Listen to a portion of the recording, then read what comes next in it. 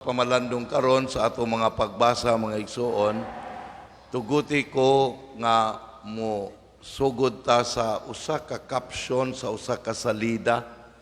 Tingali nakakita mo ng salida ha. Nya nasa end gyud niya naa dito pagkahuman gyud sa salida. Kita mo tong salida nga Tears of the Sun. Wala mo kita ana. Mirisi. Bitaw joke. Kwanto siya, it is a situation nga sa one of the African countries, moto'y hitabo nila dito, no? Unya, at the end of the caption, ang kwan ato, na nag-ingon dito, ako lang binisayo, no? Nga, ang kwan ko, no, ang mga daotang tao, mulambo, tungod kay ang mga maayong tao wala may gibuhat. Akong usbon ha. Ang mga daotang tao mulambo kay ang mga maayong tao wala may gibuhat. Usa ka hagit mga igsuon. Hagit. Because kato nga salida mga igsoon is naghulagway sa usa ka African countries nga diin grabe ang ilang ethnic war.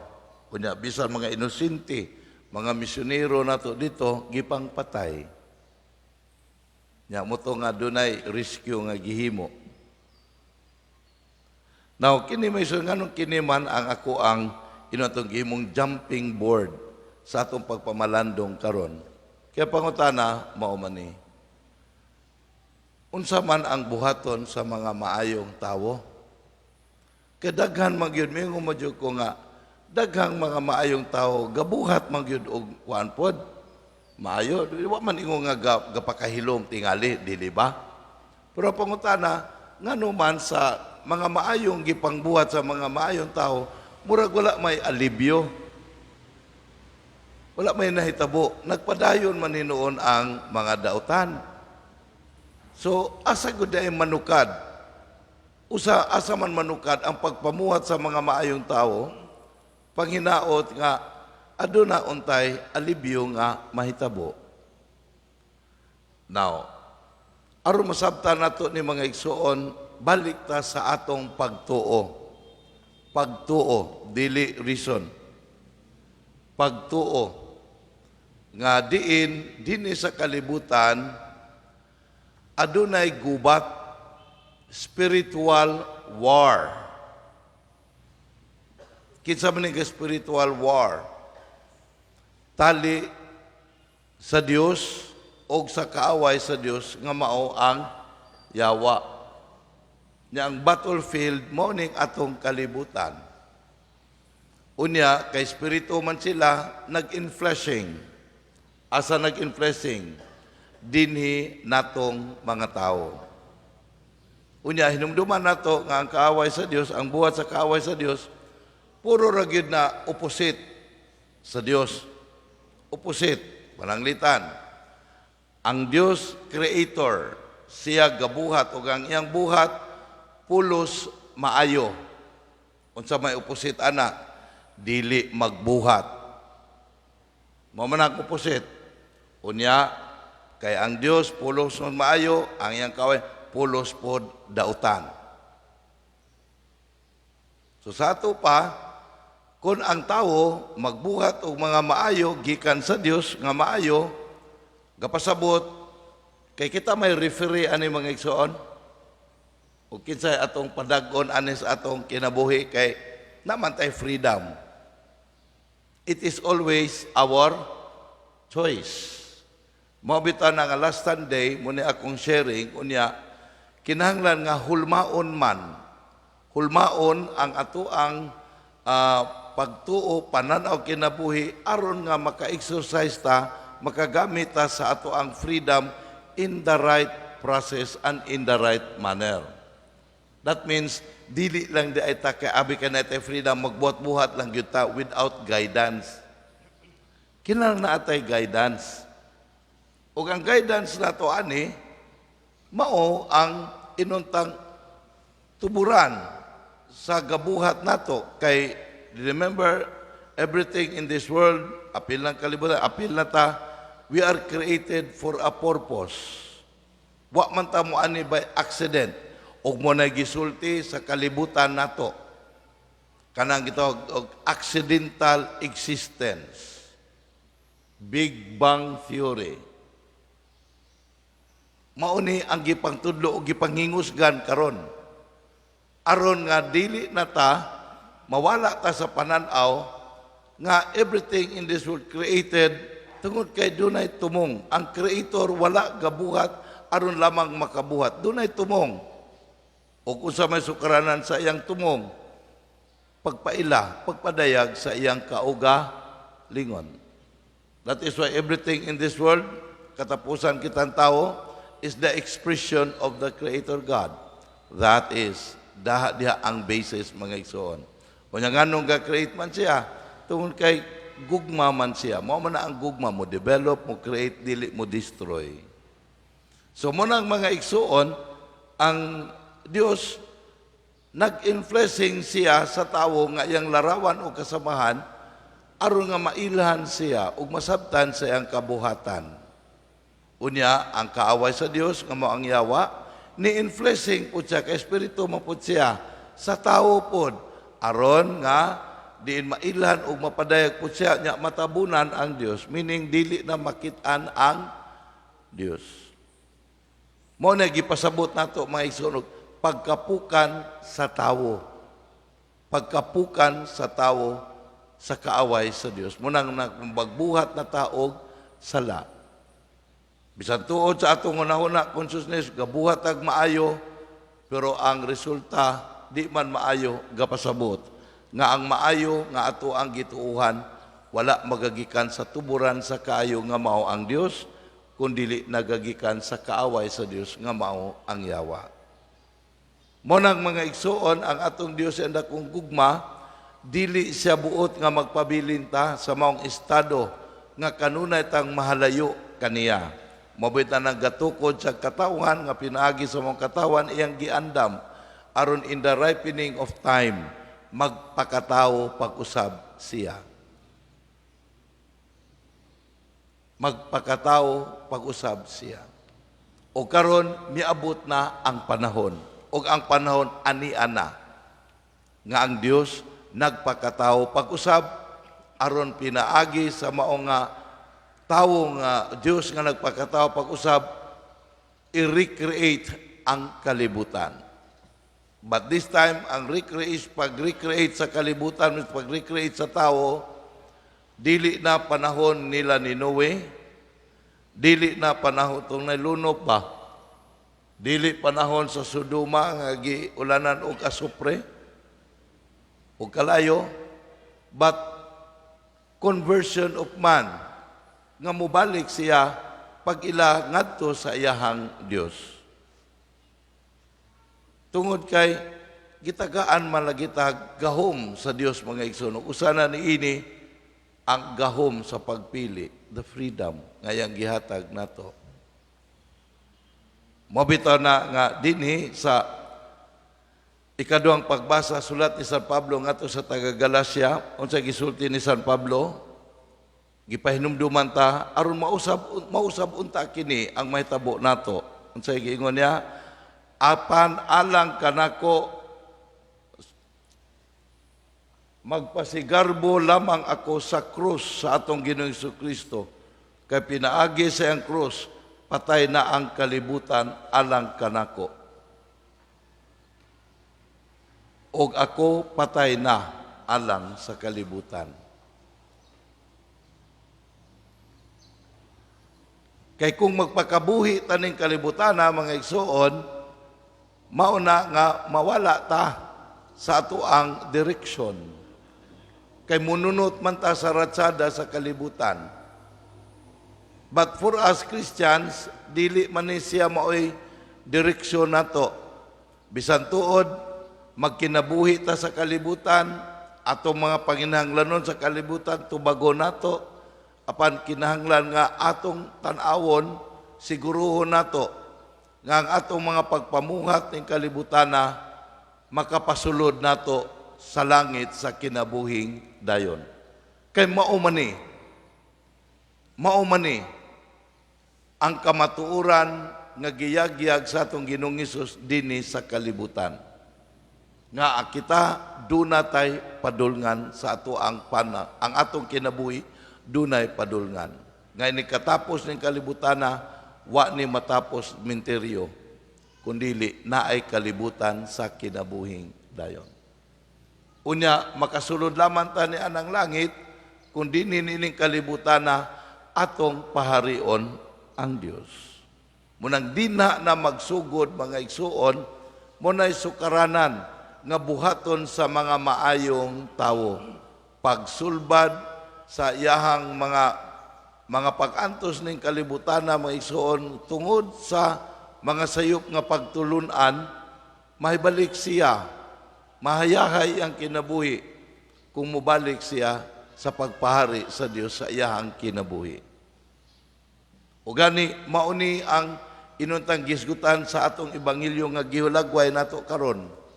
Nga ang atong Ginoong Hesus nagpadala siya og mga tinun-an niya dinhi kapituag 2 ka lalaki for a mission. Pagpahinumdum pod nato nga mga binunyagan sa atong panahon karon. Kinsa man ang gipadala sa atong Ginoo karong panahon na for a mission.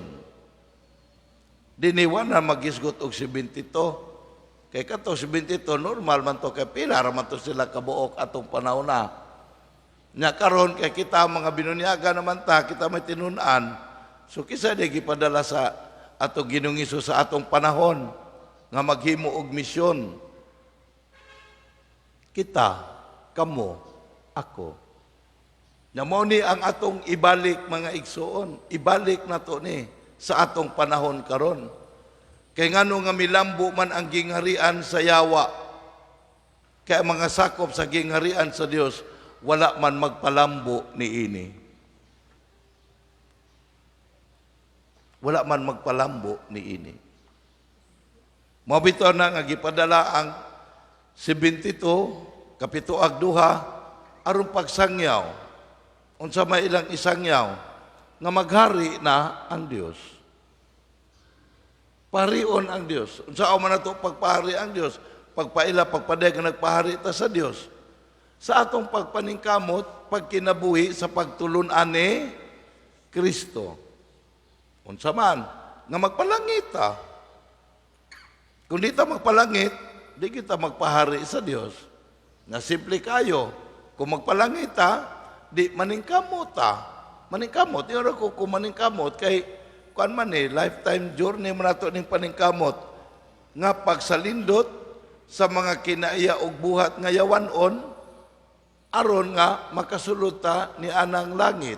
Kay unsao man nato pagkahilangit kun magpadayon ta sa inuntang buhat nga iya sa kaaway sa Dios nga makapaimpierno. Mabitan na diya sa bunyag, ginaingon nga kitang mga binunyagan, pagdawat ato ni Kristo, gipapas ang salang panulundon. So dili na tama impierno, palangit ta. Kay gipapas man ang salang panulundon, nganong napapas man, kay nisaad man ang atong mga ginikanan. Sa panahon nga kita bunyagan, nga kita tudluan, agakon, aron magbansay, meaning magkinabuhi. In one word, matutuon ta.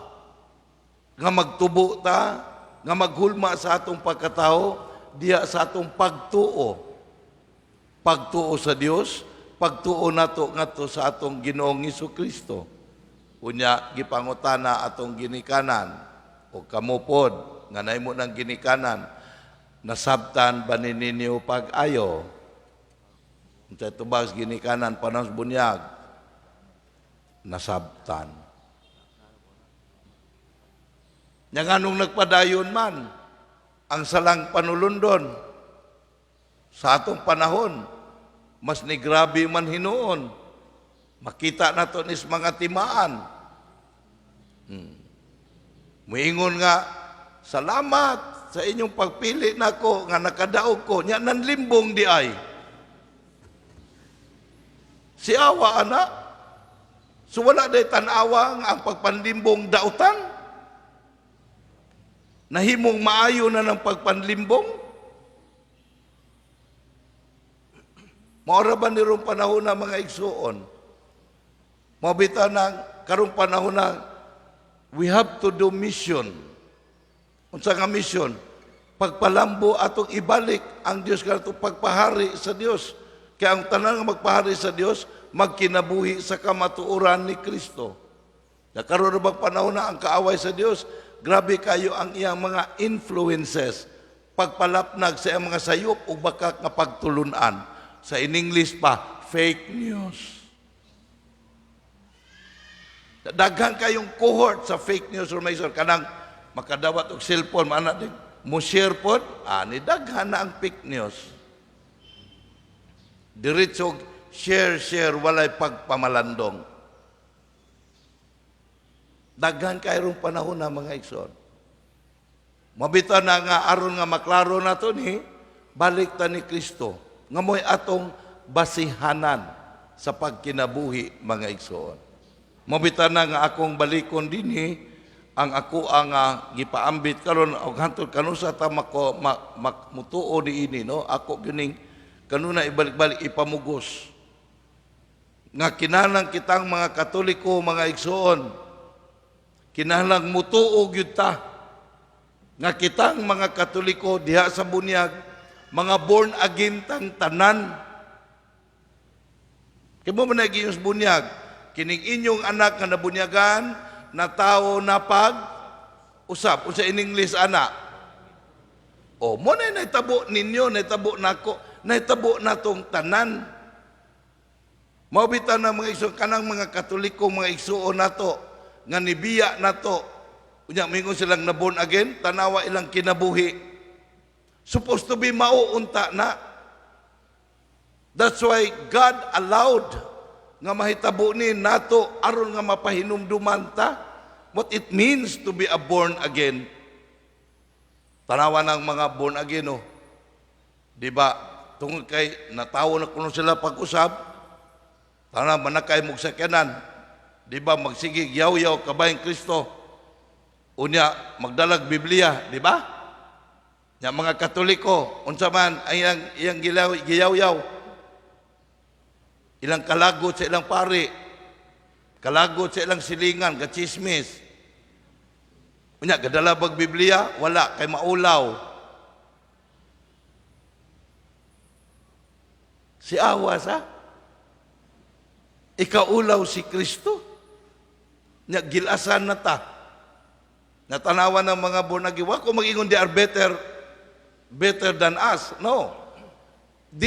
God allowed them to be there for us to be reminded. Tanawa ng mga born-again, no. Di ba? Imutay, uy, bay, usa ka ladok lang. Na unsa ingon, ay sorry kayo brother, kuan na magugugod, born-again ko niya, nakakita na kus kamatuoran. Katoliko, unsa man, gasaulog ug balaang kasaulugan, piyesta, unya gapatigbakay.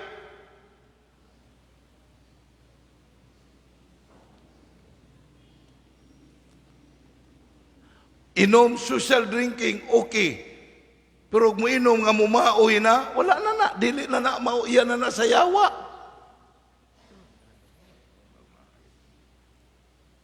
Nakuha niyo mga igsoon? But that is why, kung karong panahon na, kung dili ta mutuo, kita mga Katoliko, we are supposed to influence our society, kay kita mo'y kinabag-an. Pero kung dili ta mutuo, gadya sa bunyag, gipakatawo dahi ta pag-usab ni Kristo, nothing can happen.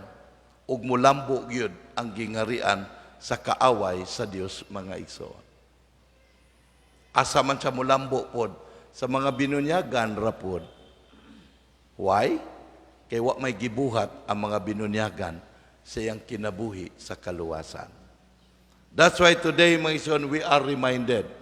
Mabitaw na in the first reading, sa basahon ni propeta Isaías, gidapit ang tanan nga muhiusa ta ngadto sa Jerusalem ang bag-ong katawhan nga tukuron sa atong Ginoong Hesukristo. Andat gipahinumduman ta nga kita di ay mao ang bag-ong Jerusalem. Mao nga usa ka hagit pagpahinumdum natong tanan mga binunyagan.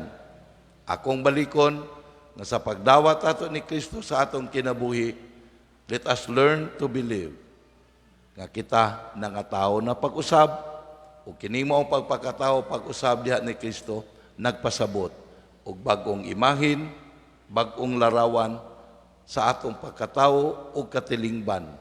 O kining mao nga larawan nagpasabot nga dini kanato sa atong katilingban ang Dios mao ang nahimong hari aron nga ang iyang pulong mahimong pulong sa gingharian ug ang iya nga pagtulunan sa iyang gingharian nga magdala kanato ngadto sa iyang kahingpitan sa iyang Pinoy-anan sa langit sa kinabuhing dayon.